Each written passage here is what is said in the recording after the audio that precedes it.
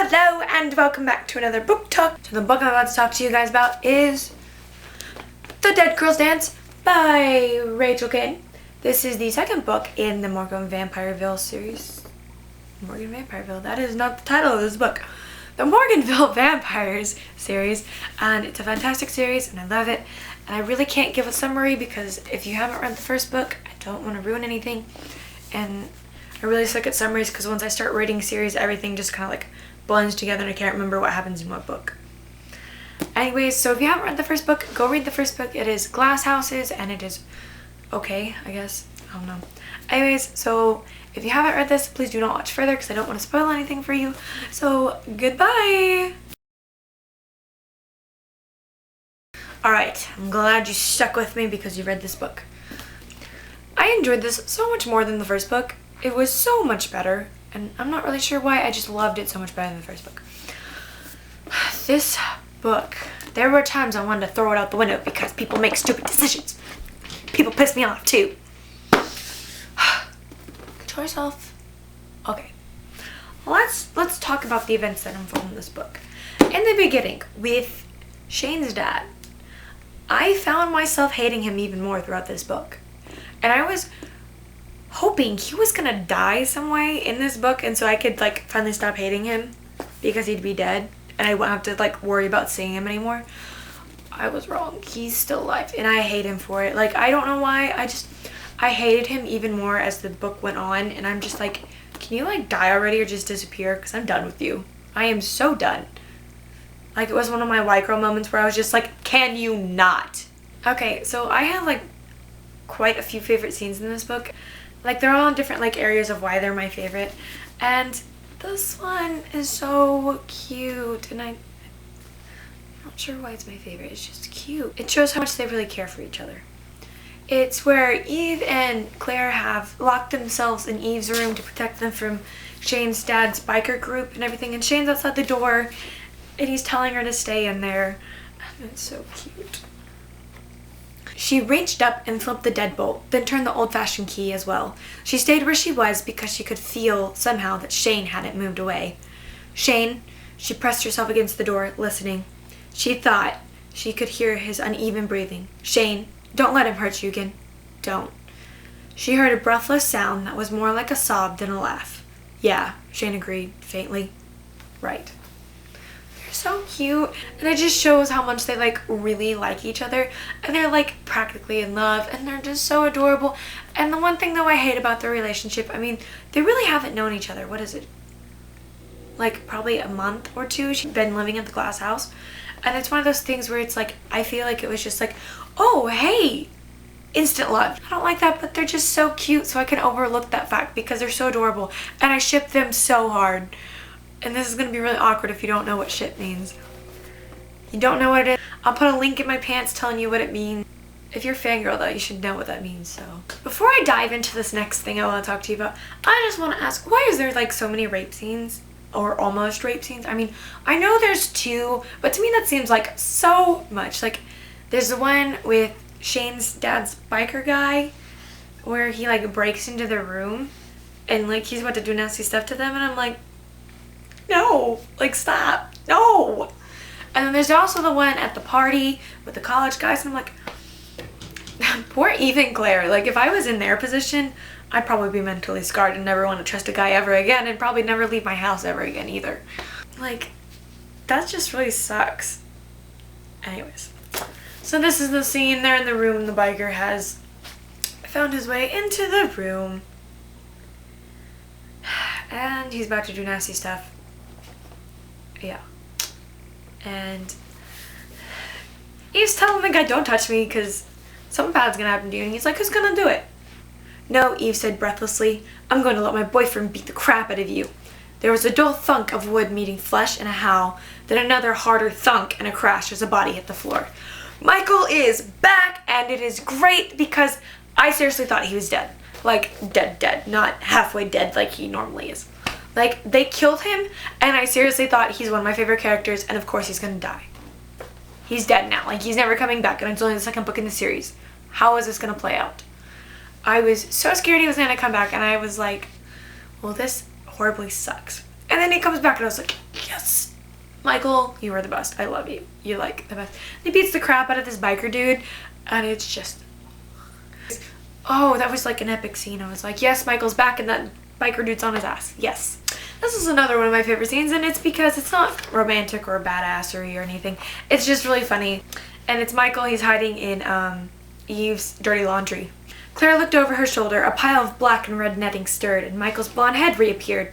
He sat up, brushing off Goth, and silently held up a pair of black lace panties. Thong.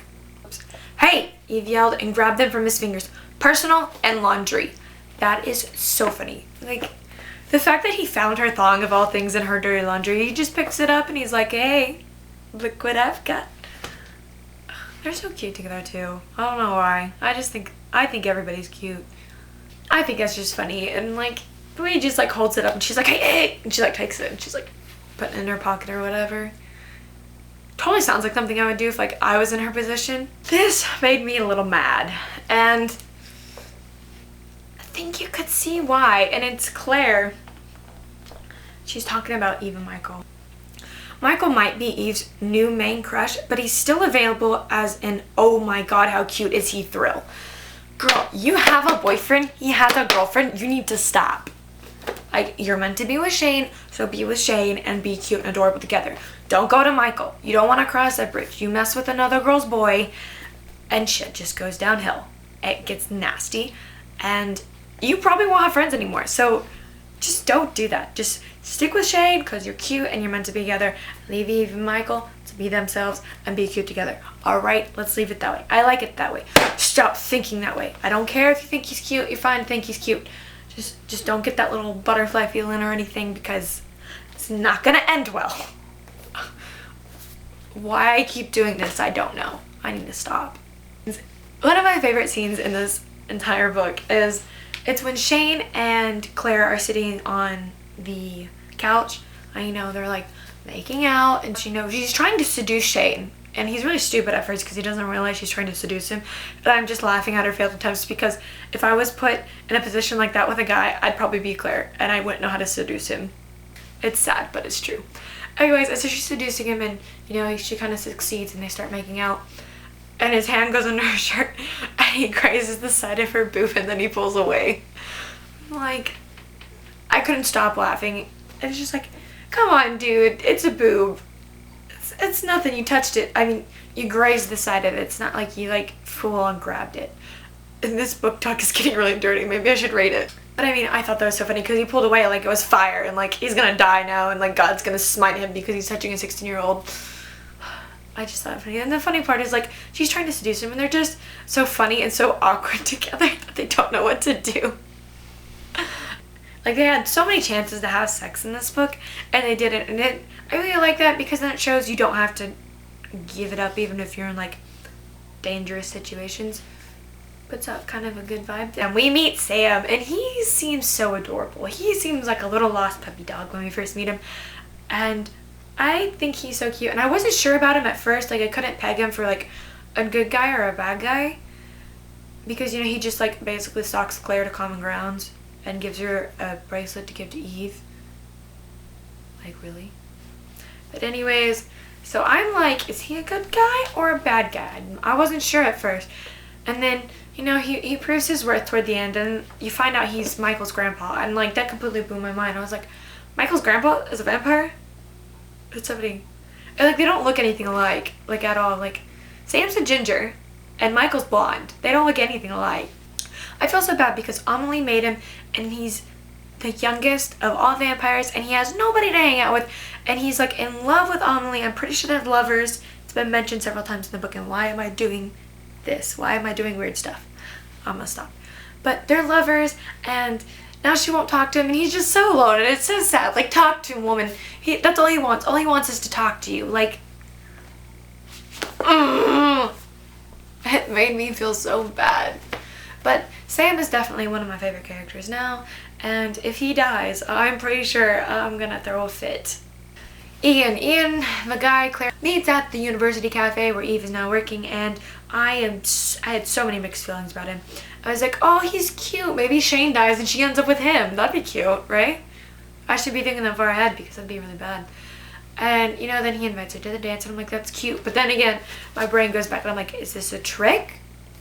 Or is something actually going to happen? Like, does he actually like her and want her to go to the party, or is this a trick and somebody's put him up to it because whatever? I should have listened to my other instinct instead of, oh, she should end up with him, because it turned out it was a trick because Monica set it all up. And I hate Monica. I hate Monica with even more of a passion in this book because, like, really, first off, Claire saves your life and you're still a freaking B word to her. Like, why? What did Claire do to, I mean, yes, she pissed you off because she embarrasses you because you're stupid, but, like, other than that, you have no right. She saved your life. Like, honestly, stop being such a bad word and, like, at least say thank you. Thank you would be a nice, like, Claire doesn't want to be your friend. She just wants you to say thank you and get her boyfriend back, basically. Eve's psycho scene, oh my god. Like, what are you thinking about? Like, she is going off on this wild tangent and she's saying all these things and she's being so rude and it's crazy. I seriously thought she was about to kill somebody in that house. Probably Michael, because she could kill him and he'd come back. But maybe Claire. I wasn't sure. I was getting scared there for them, and I'm not even, like, a character in the book, and I was terrified for my life. And then she said all those hurtful things to Michael. Like, it just felt so bad. My heart, like, broke for him because she was talking about how useless he was because he can't leave the house. I'm like, poor Michael. I just want to, like, reach over and, like, hug him. You know, maybe take him out of the book and keep him in my house to be my boyfriend. I wouldn't care. I'd let you be my boyfriend too, and I would say those horrible things about you. Let's talk about Michael turning into a vampire. I mentally slapped him several times. Like, a vampire? Really? Why? Why? Why? Why? Why? Why would you want to? I mean, I know you haven't left the house, but come on, you're safe, at least safe there. Now you can actually die. Like, you can actually die and never come back because of this. And of course, he's an idiot and he thinks he can go walk in the sunlight on his first day of being a vampire. Hello, have you not been paying attention to anything? These vampires are old. They can walk in the sunlight because they've lived for hundreds of years. You're like, what, several hours old? You can't freaking walk in the sunlight. Where's your brain, son? Like, really, pull it out of your butt and actually start thinking about stuff. But I got over the fact that, you know, he's a vampire because he still makes a pretty sexy vampire. Richard, Monica's brother. I have had so many mixed feelings about Richard since the first book, and I'm not sure why. I mean, he seems to be on the good side if you think about it. Like, he basically saved all their lives in the first book when Monica was trying to kill them. He was there saving Monica and trying to help them get Shane out of the cage, like, work the deal. And he's really not a bad guy if you think about it. But, like, I don't know, like, maybe there's some hidden agenda or something, or he's gonna turn and he's gonna be just as horrible as his sister. I just don't know. I don't know my thoughts on Richard yet. I'll find them out maybe as the series goes on, actually develop an opinion on him. Alright, well, I've realized after I'd already put up book talk for Glass Houses that I didn't state my opinion at the end. And my opinion was I didn't really like the first book, and I'm not quite sure why, because I normally love vampire books. It's just, I don't know what it was. I just couldn't get into it. I didn't like it. Found some stuff so weird and forced and it didn't work. But since I own the second book, I was like, alright, well, I'm going to go ahead and read it because I own it. So I started reading it, and from the moment the second book started, I loved it so much better, so much more action-packed, gave you so much more information about the background of different characters, and, like, I enjoyed that, and it made it so much more enjoyable. I loved all the action scenes, and it was great. I really hope I can get my hands on the third and fourth books soon, because I would love to read them and continue reading about all of the characters in this book series, and the book is on my shelf, so I don't know why I'm doing this, because I am interested to see how things play out. Alright, well, I will most likely see you with either a top 5 or a tag video. We'll link the book talk to the first book in my pants, so you can go watch it if you want to. So, good night, good day, good morning, good evening, good whatever. I will see you next time. Goodbye!